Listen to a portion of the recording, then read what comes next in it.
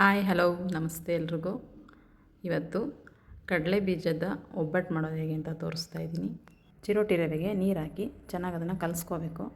ಅದು ಚೆನ್ನಾಗಿ ಕಲಸಾದ್ಮೇಲೆ ಎಣ್ಣೆ ಹಾಕ್ಬಿಟ್ಟು ಸ್ವಲ್ಪ ಹೊತ್ತು ನಾದಬೇಕು. ಚೆನ್ನಾಗಿ ನಾದೆಲ್ಲ ಆದಮೇಲೆ ಸ್ವಲ್ಪ ಮೇಲೆ ಎಣ್ಣೆ ಹಾಕ್ಬಿಟ್ಟು ಅದನ್ನು ಮುಚ್ಚಿಟ್ಬಿಡ್ಬೇಕು ಒಂದು ಕಡೆ.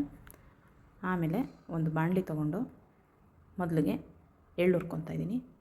ಎಳ್ಳು ಹುರಿದ ನಂತರ ಕಡಲೆ ಬೀಜ ಹುರಿಬೇಕು. ಅವೆರಡು ಆರಿದ್ಮೇಲೆ ಒಂದು ಮಿಕ್ಸಿ ಜಾರ್ ತೊಗೊಂಡು ಮಿಕ್ಸಿ ಜಾರ್ಗೆ ಹಾಕ್ಕೊಂಡು ಪುಡಿ ಮಾಡ್ಕೋಬೇಕು. ಅದು ಪುಡಿ ಆದಮೇಲೆ ಕೊಬ್ಬರಿನೂ ಬೆಲ್ಲ ಹಾಕ್ಬಿಟ್ಟು ಮತ್ತೆ ಇನ್ನೊಂದು ಸಲ ಮಿಕ್ಸಿಗೆ ಹಾಕ್ಕೋಬೇಕು. ಆವಾಗೆಲ್ಲ ಚೆನ್ನಾಗಿ ಮಿಕ್ಸ್ ಆಗುತ್ತೆ. ಆಮೇಲೆ ಸ್ವಲ್ಪ ನೀರು ಹಾಕ್ಕೊಂಡು ಅದನ್ನು ಕಲಸಿಟ್ಕೋಬೇಕು ಆ ಮಿಕ್ಸರ್ನೆಲ್ಲ. ಅದಾದ ನಂತರ ಕನಕ ಚೆನ್ನಾಗಿ ತೊಟ್ಟಿದ್ದೀನಿ. ತುಂಬ ಚೆನ್ನಾಗಿತ್ತು ಟೇಸ್ಟು. ಎಲ್ಲರೂ ಟ್ರೈ ಮಾಡಿ.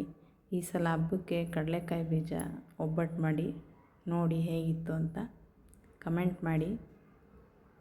ನೆಕ್ಸ್ಟ್ ಡೇಯಲ್ಲಿ ಸಿಗೋಣ. ಬಾಯ್.